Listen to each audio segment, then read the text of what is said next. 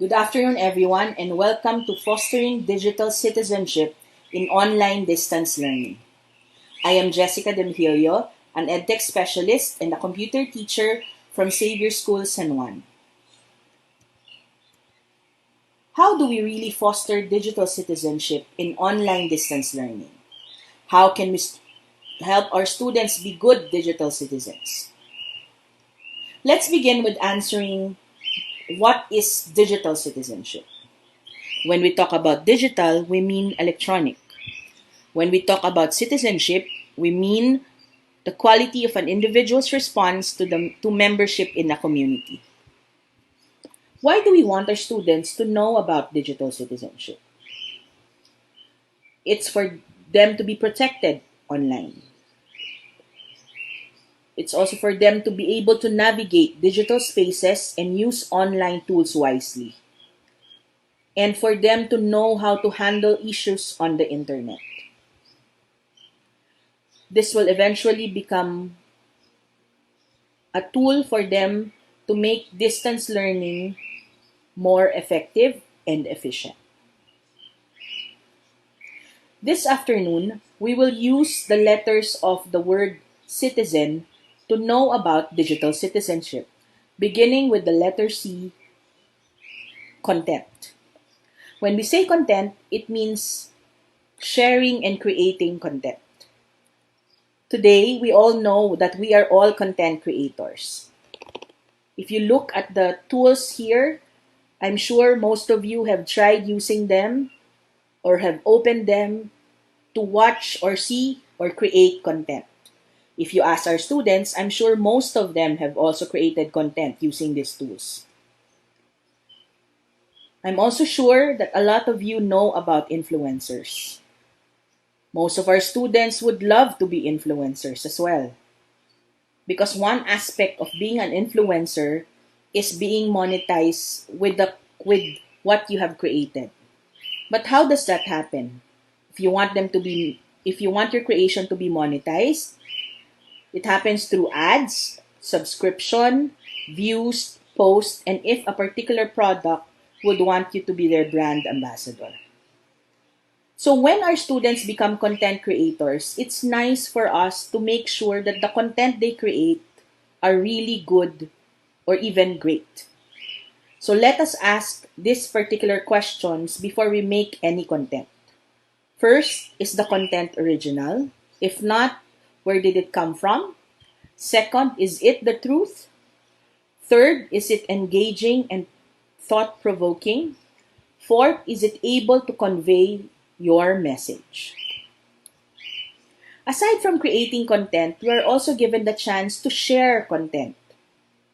But before we share anything, you also need to ask 4 questions first before you click and share that particular information or post. Does it respect intellectual property rights of the author or creator? Is it useful? Is it credible or accurate?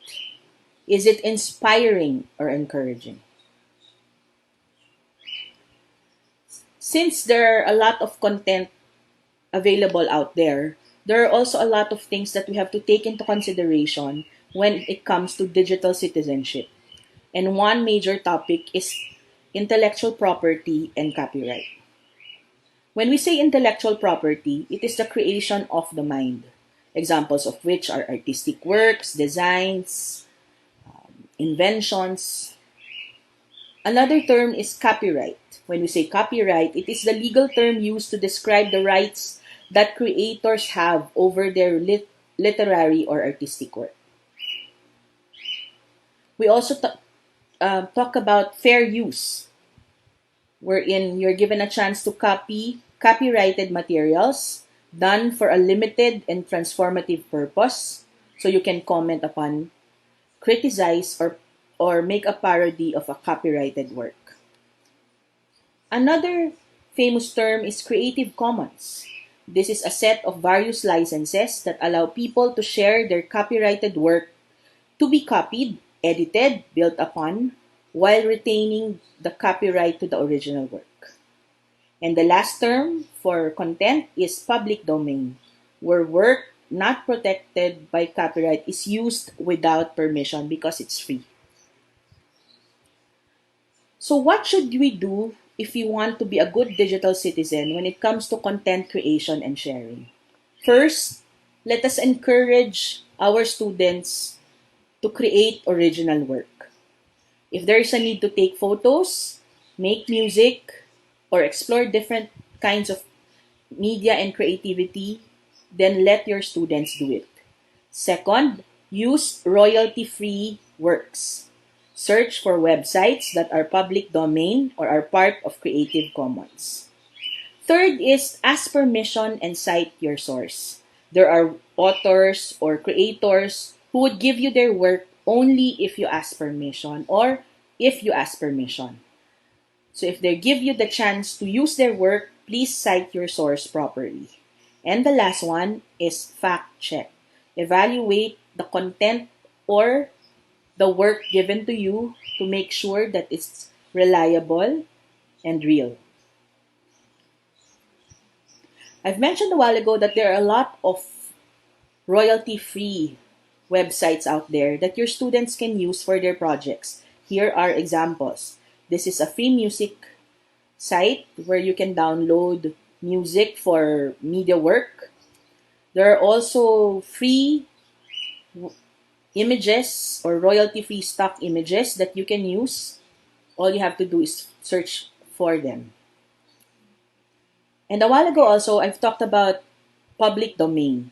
There are also websites that contain books, for example. This is one example that you can download for free because the US copyright of this particular books have expired already.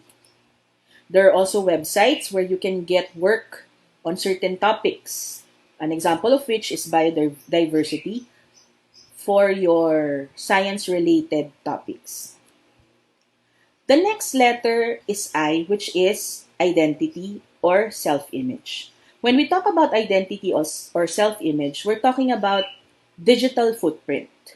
When we say digital footprint, it means it's one's unique set of digital activities on the internet or on a computer or a device, and it will identify that particular user of that device or that particular website. There are two types of digital footprints, the active and the passive. When we say active, it's the data you leave when you make intentional choices or actions on the internet. When we say passive digital footprint, it is the data you leave behind without intending to, or in some cases, without you knowing it. Let's talk about passive digital footprint. One aspect of passive digital footprint is online tracking. When they get the information from you. So for example, you're in a particular website and you do a particular action there, they collect information about that particular online activity. I know you have encountered cookies as well.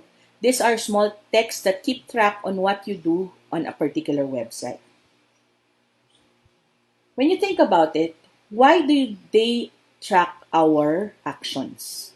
So that they're able to use it for targeted advertising. It means that they tailor fit whatever content they think we need for a particular option or a particular website or a particular product or a particular task.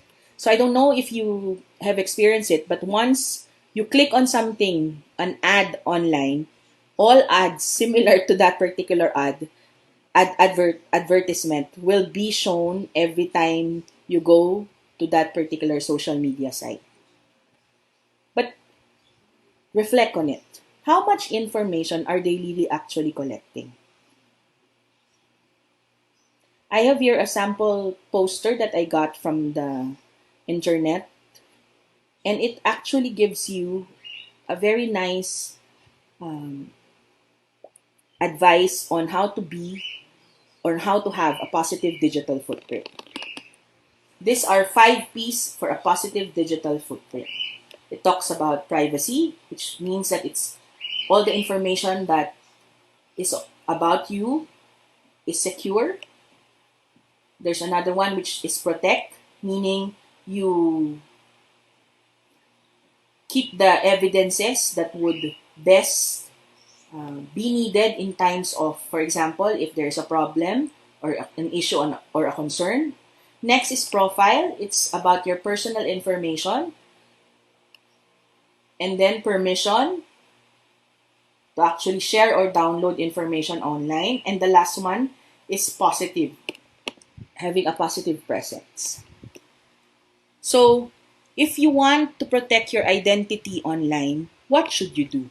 First, as suggested a while ago, be positive. Spread positivity. Second, protect your online reputation. Similar to an offline reputation, you only have one, so you have to protect it. Third, maintain your accounts. If there are accounts that you don't need or you're not using, delete them. If there's an account that you forgot to change its settings, go back and change it so that you're able to secure the information that is inside that account. Do not overshare. If there's information that is needed, only give that particular information and do not volunteer other information. And the last, but definitely one of the easiest thing to do is to Google yourself every now and then. So what you do is to go to a browser, and then enter your name and see how negative or positive your identity or digital footprint is. Here are a few more tips on how to have a positive online presence and reputation. First is claim your identity. What we mean by this is even if you don't plan on using the social media accounts under your name, you can just claim them so that others will not be the ones to use it. Second, go into a lockdown. Similar to what we're currently experiencing, a lockdown is where you're secured. You're not going to be influenced by whatever is in the outside. So secure your accounts, secure your content, so you're able to secure your online presence and reputation. Be careful who you add. Don't just keep on adding people only for the likes and the number of followers, because if those particular people will not be good for you, then it will definitely bring you a lot of sadness rather than joy. Okay. The next one is to create good content. We all want to be positive, and we all want to learn from someone or from something. So when we get or create great content, we're able to help also make a positive presence. Not only for us, but for other people who create content. Be noticed. So if, for example, you have projects or you have important announcements or things that you think will help other people, you use your platform to influence others or to educate others so that they'll know more about a particular topic, project, or concern. The next letter is the letter T, which is tag. This tackles about privacy and protection. Tagging is a keyword or phrase used to group a collection of content together or to assign a piece of content to a specific person or entity. I will focus more on social media tagging because it's basically what is very popular here in the Philippines. So when the topic tag is concerned, there are a lot of things that you should take into consideration. So I've here divided the different things that can be taken from us when we are tagged online. First is private information. So you have to be able to protect the details of your private information. Examples are your address, email, phone number. Second is personal information. This is about the details of for example, of your family, your favorite color, favorite food, or things about you personally. You can also be tagged using photographs. But when you are tagged on photos, this is not just a simple photo tagging because there are private details that are shown in photographs. So, for example, you're in a particular background and they tag you, your car is there, there is a plate number, for example, or your address is there, they take a photo of you. So they somewhat know already who you are and where you're from, where do you live, or other details about that. The second tagging is geotagging. This is where you are adding a geographical identification of what you post. So, for example, this is where you check in your location, and people, when they click on it, they know exactly where you are. So, when you are tagged, what do they do with that particular information? First, we've talked about this a while ago. It's for target marketing. Second, it's for hacking. They want to get information from you. And if they know already, for example, your favorite color or your birthday, they might guess. Usually, Filipinos or people use the birthdays as password. So if they do that, then it's easy for them to hack into your accounts. There could be cyber attacks, malware or spyware attacks as well, or they could use the information to actually do something to you offline. The next topic is share renting. It is when parents or caregivers post excessive or sensitive details about their children's life. Now, this I'm guilty of. I remember a story when Yana went to our school and she was greeted by someone telling her how good she was in singing.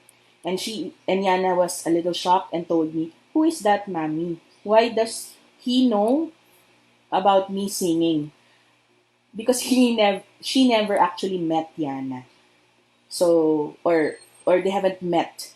So I that was when I realized there were a lot of information about my daughter online. So what do I need to do, or what do we need to do to protect ourselves from tagging? First is to educate ourselves. Do not overshare. Look into your privacy settings. Look into your tagging feature. Do you want people to directly tag you, or they have to ask permission before they tag you? Check your activity logs as well, because that's where you will see what you do on your social media. And if there is a need to block and report, do block and report. The fourth letter is internet safety. When we talk about internet safety, this is actually a very big topic, but I've just selected a few for us to discuss. We will start with digital commerce. When we say digital commerce, it's the buying and selling of goods and services using the internet, mobile networks, and commerce infrastructure. I think we're all very much familiar with e-commerce. In the Philippines alone, these 5 apps or websites are the most popular. When we started our quarantine period, I'm sure a lot of you have tried ordering, have tried as delivery or buying goods online. How do we protect ourselves from digital commerce? First, share with caution. Again, share only what is required. Second, think before sharing devices. Please remember that there are a lot of apps now that work as digital wallets. So if you have money, or you have bank accounts, or you have money in your bank accounts that are online, it's easy to get information if you share your device. Third is verify all web addresses. Don't just keep on buying. Research. After researching, if you are satisfied, please make sure you record all your transactions. This will be your basis. For example, if there is a problem later on, you have actual evidences of what happened. Keep payment methods separate from bank accounts. This is one practical solution. For example, if you intend to do online shopping, have a separate means of payment. So you can try Paymaya or GCash or other ways of paying, and do not use your actual bank account. And then the last one is you have one identity on only. So please be sure to protect it. The next one is media balance. It's transitioning from an online activity to an offline task. It's also a balance of consuming media with other life activities. How do I do, or what do we do for me when we talk about media balance? First, let's reflect on how balanced our lives are. Which part of our lives do we spend time the most? Also check on your habits.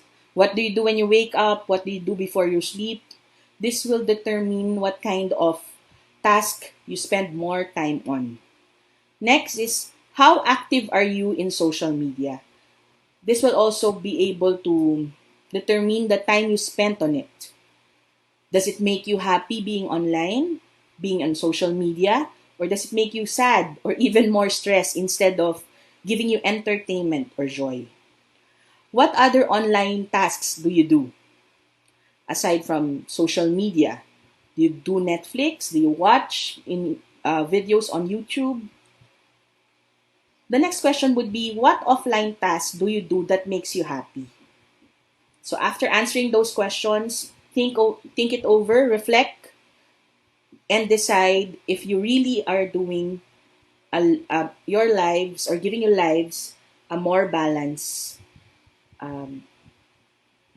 If your life is balanced, or what you focus on is more on devices or on social media rather than offline tasks.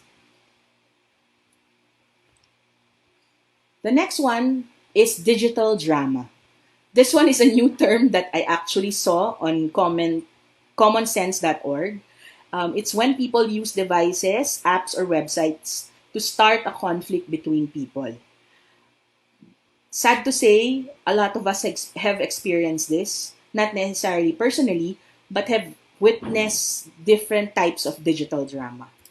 So what do we do with if we want to be secured or we want to help remove digital drama?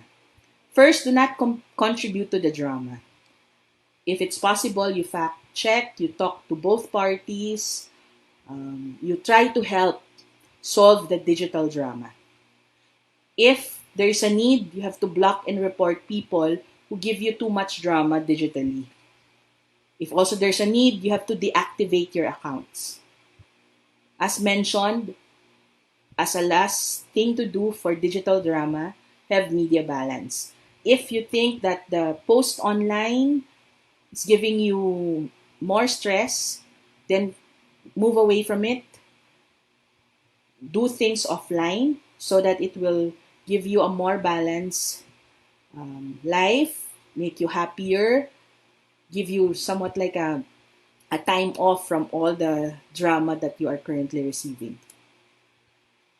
Because of the online drama, it's also good to talk about digital relationships. This is where we build relationships with someone online. I guess I've selected this poster because this is one of the things that we should always tell our students to be cautious about. This is a good poster that will teach our students about digital relationship. So it says here SMART. For letter S, stay safe. Don't give out personal information to people or places you don't know. Letter M, don't meet up. Meeting someone you've only been in touch with online can be dangerous. Always check with an adult you trust. Letter A is accepting files. This is not only for kids, but for adults as well. Don't just keep accepting emails and clicking links or accepting files, pictures, or text from people you don't know because it can cause trouble or problems. Letter R is reliable. Check information before you believe it. Is the person or the website telling the truth? And the last one is letter T, tell someone. Tell an adult if someone or something makes you feel worried or uncomfortable. There are also a lot of posters that will help teachers on internet safety. These are some of them. If you look into this poster, I think one of the things that you should remember as we go through the online distance learning is for each particular school to have guidelines or policies. Teachers should also be role models, and Be careful of what they post online, because not only do people see it, we don't want to be posting things that we don't want our students to see. Okay. The next one is zeal and empowerment. I think digital citizenship has evolved nowadays because we have been very active in social media, and a lot of opportunities have been given to everyone to be online. We want students to be agents of change. So when we say zeal, it's the eagerness and ardent interest in pursuit of something. So what do we do about zeal and empowerment? We want our students to be proactive. We want them to become advocates of projects or topics. We want them to have passion projects and be able to influence others. We want them to work together, to collaborate, and eventually to drive change so that more people, more teenagers, more students are encouraged to have projects or to do things or to make a change. This particular poster is a good poster that would best describe the new digital citizenship. This is from ISTE. If you look into it, there are three different areas that it's discussing: the digital agent, the digital self, and the digital interactor. We'll focus on digital agent and digital interactor. If you look into digital agent, it leverages technology to solve media problems or to solve social problems. It actively influences societal norms. It advocates for equal digital rights and access for all, because as you know very well, not everyone have the tools that they need. The next aspect of it is digital interactor. This is where digital citizens communicate with empathy via digital channels, because teens have a different way of interacting online. Be able to collaborate with others to accomplish goals and apply critical thinking to all online sources. The last one is netiquette. These are etiquettes on the net, which are also guidelines for courteous communication in the online environment. There are actually a lot of netiquettes if you search the web, but this is one of the most complete ones that I found, which is also very good when you teach your students how to behave online. I think the very first thing that we should remember here is the item number one. Here is item number one, which is to remember that we are all humans, online and offline. No matter where we are, no matter who we talk to, there should always be respect. And we should take into consideration how would one feel if we do that to them, so that we will know how to act and react when we are online. So what should we do about when we talk about netiquettes? First is to be active. Don't just go online and just be a passive digital citizen. Second is to spread positivity. We've been talking about this, that if there is a need for you to spread all the positive vibes out there, please do so. We all need it. Third, as I've mentioned in the previous slide, we should show respect to everyone and to anyone we interact with online, and to educate ourselves. There are a lot of people who pretend to know something about a particular topic but haven't really recently, regardless of the situation. So there, we've talked about content, identity, tag, internet safety, zeal, empowerment, and netiquettes. But what can teachers do to foster digital citizenship? Here are a few suggestions for you. First, you can hold online discussions. You can encourage activities outside social media. You can share resources. You can include digital citizenship in online assessments, because as we know very well, they should practice good digital citizenship whenever they're online. and let students write about it. ISTA also released another poster that would best describe how about digital citizenship and what educators are doing on attaining this particular new digital citizenship. I love that it only doesn't focus on what you should and can do online, but it also focuses on what else a particular person can do to make a difference. It says here, using tech, you make your voice heard by public leaders and shape public policy. You also use your voice to determine if the sources of information are real or not, are fake or not, and you engage respectfully with people, even if they do not have the same beliefs as you, and you use the technology to make your community better. To end, I think this best describes what we want our students to be. First, inclusive, able to engage with others online with respect and empathy. Second, informed, able to evaluate online information accurately. And then, engage, using technology for civic engagement and to be a force for good. Next, balance, prioritize time and activities both online and offline. And alert, know how to be safe online and create safe spaces for others as well. So again, this is Jessica Demegillo, and I hope you afternoon and thank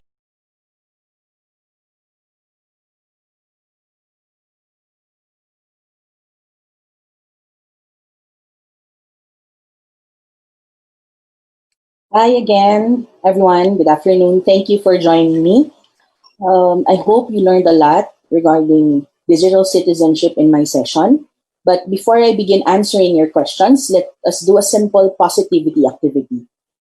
I've been talking about positivity in my session, and for this particular afternoon, I'd like you to be able to share also your positivity activity. I'd like you to put your answers on the chat box or the comment section. And if you remember, I used the word citizen and I put different words that would represent a particular topic in digital citizenship. What you need to do is to select a letter from the word or from the word citizen. So for C, it's content. For I, it's identity. For T is for tag. For I is internet safety. For Z is zeal. And then E is empowerment. And for N, it's netiquette. My request is for you to tell us a positive story worth sharing. So, for example, you will select content, and then your story would be about researching on what mass testing is all about, and you shared it in your FB wall. And then you receive messages of thanks from students and friends because that particular Facebook post was able to somewhat educate them on what mass testing is all about. So I guess that's one of the examples of a positivity story that you can be able to share with us this afternoon. So it's also not necessarily a serious positivity story. It can also be a particular joke or a tagline that you encountered. For example, a while ago, as I was giving you an example of my daughter, when she was exposed to people she never met but knew a lot about her.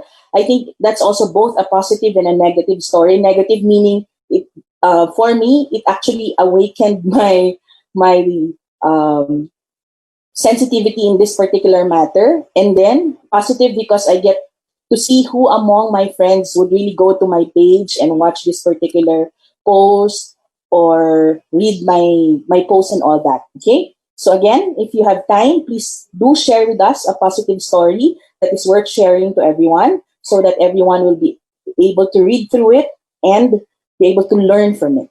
There. Okay. And I think I have three questions here. for that was sent to me by some of you. So I'll start with the first one from Al Avila. Good afternoon. Is it safe to give our children a time frame in using their gadgets? If so, how should we manage this, especially now that learning modality is mostly online? So this is one of the questions that we usually receive from parents. For me, first is take a look at how long or what is the intended number of hours that your daughter or son would be online because of schoolwork.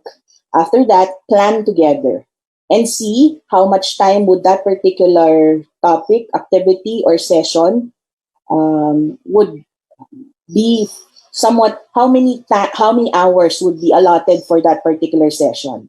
And then after planning together, decide as a family how long your son or daughter would spend time online or on the screen. If you think that, for example, the session would take 1 to 2 hours for your son to finish, what you need to do is take breaks. So you talk it over and you tell your son, we're going to do this particular activity for the first 30 minutes. You may take maybe a 10-minute break. It's called the health break because I'm sure you have experience. If you sit down for a long time, it would really be difficult for you to stand and interact without doing anything, right? So what you need to do is to be able to manage those particular health breaks in between the the time of learning of your children. Actually, there's another session for this next on my next session. It's about parents managing online learning. So I'll dwell more on that on my next session. But for me, as a parent, I would tell my daughter to not spend too much time online. So she's in incoming grade 8 now, and we all know that when you're in grade school or high school, it would take you 4 hours or more to actually be online, and it won't really bother them because they love being online. But what I tell her is to take breaks, small breaks, do things that she loves offline so that she won't be just looking at the gadget, resting her eyes also in between that so that she'll be able to enjoy the other things in life aside from just being online or using the gadget. I hope I answered that, Al. Okay, let's move on to Miss Rhea Garillo. Passion projects. What's the most effective way to have learners engage in passion projects now that we are mostly doing things online? I love this question. This is one of the things that have been my priority for the past years, to have a passion project. First, for me, there are two ways that we can do this. First, you can have a passion project that is connected to your school or to the school. And then second, family passion project. An example of which is, for example, Xavier. Xavier has a Kiko's Corner website which contains all the passion projects of the students related to COVID-19 or the pandemic. So we were able to gather a lot of projects, a lot of videos, a lot of music videos, a lot of TikTok, a lot of other media materials that the students would submit that would help them cope with the pandemic or that would showcase the projects that they have been doing as a family.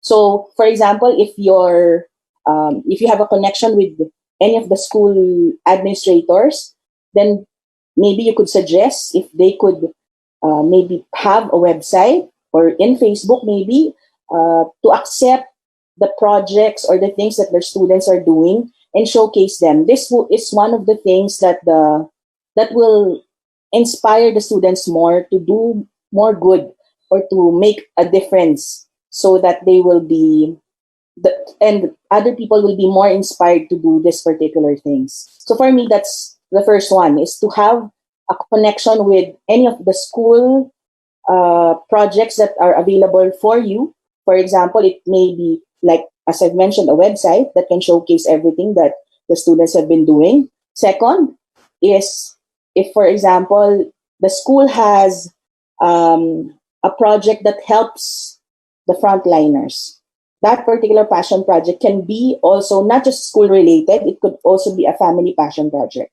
So, for example, I see some classmates of Yana who work at their homes to prepare the face shields or masks and then send it to the frontliners. So this family passion projects not only are able to help others, but would also develop the family.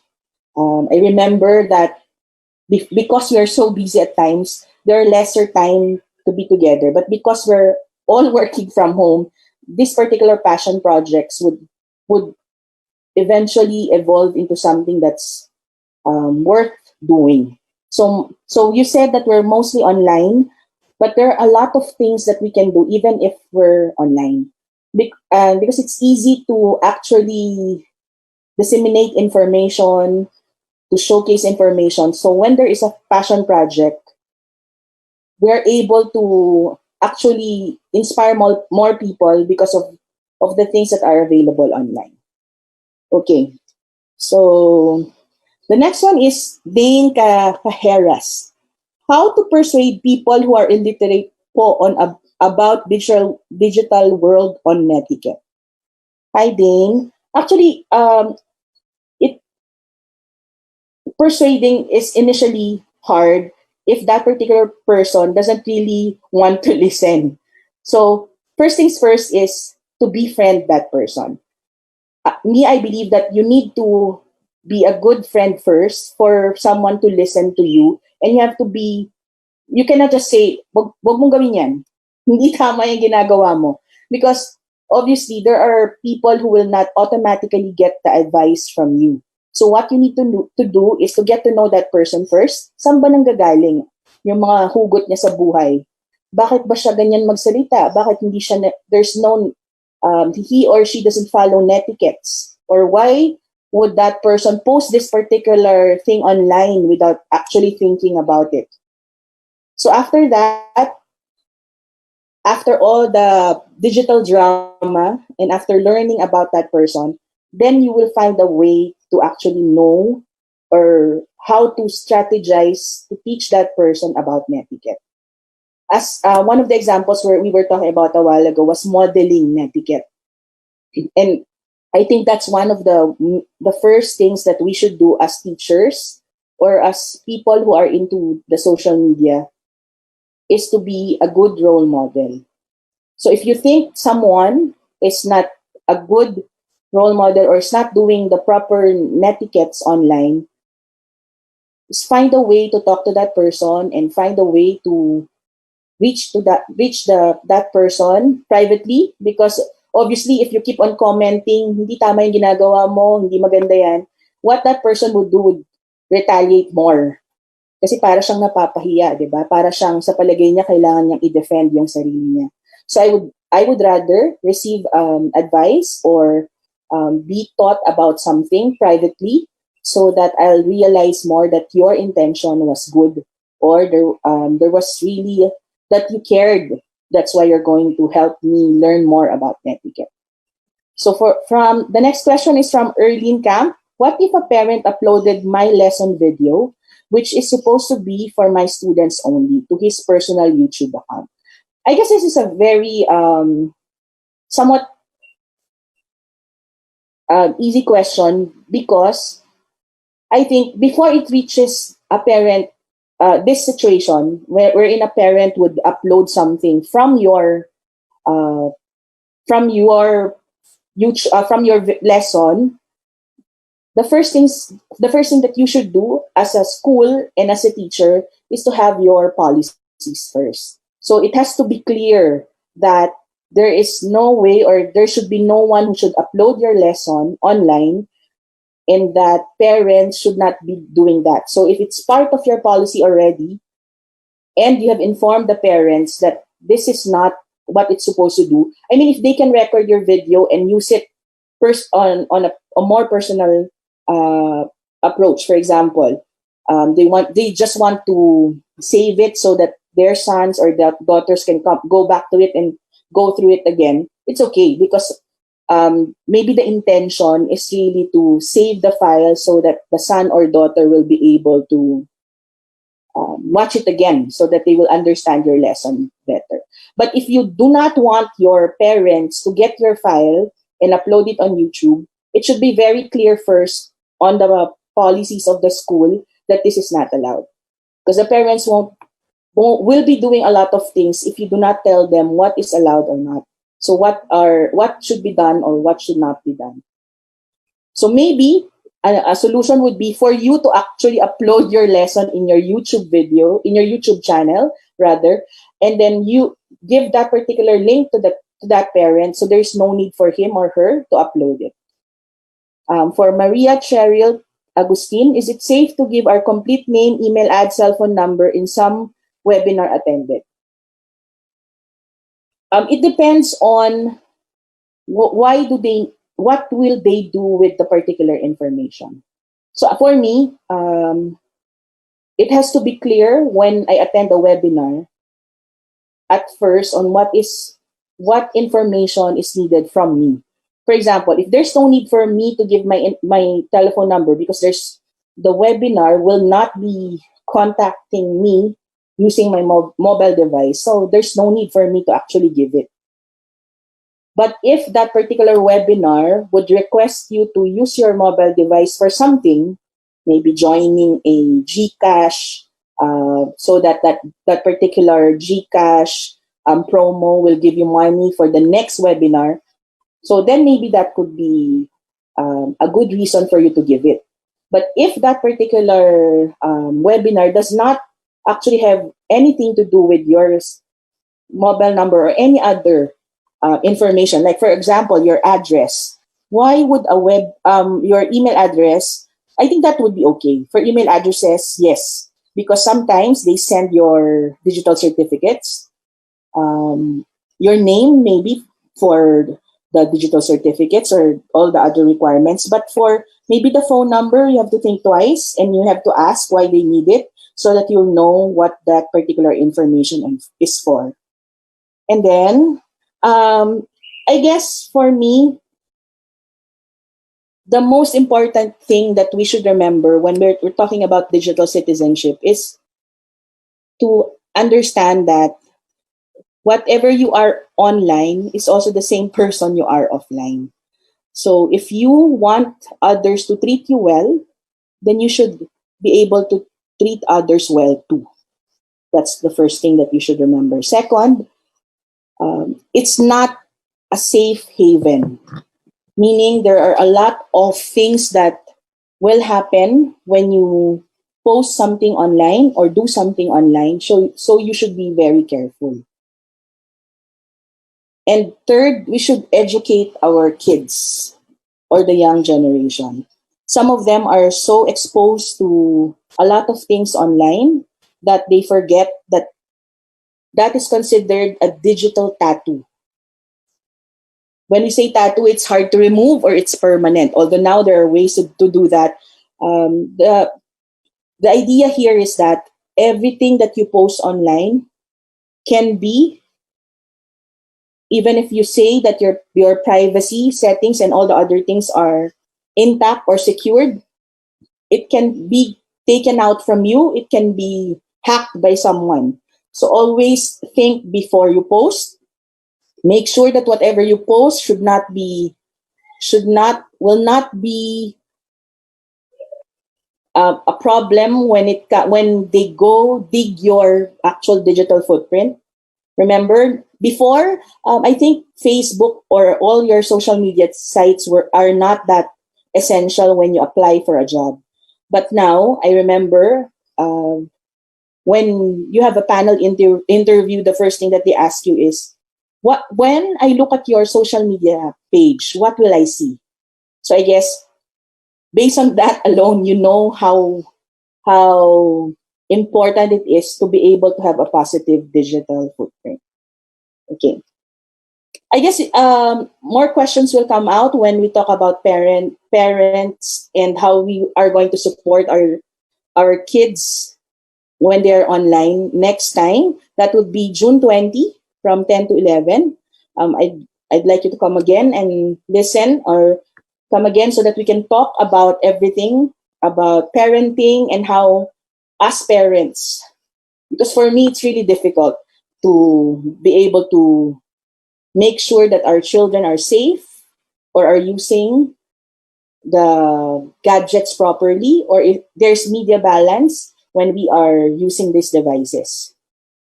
Okay, I think that's it for me. But please don't go away because we have another learning session just in a little while from Jerome Jaime. I'm sure you will learn a lot and you will have a great time listening to him too. If you have questions similar to what happened a while ago, he will have a Q&A right after the learning session. Again, I hope you had a great time. I did have a great time. Nakakakaba pala to, but I enjoyed every minute of it.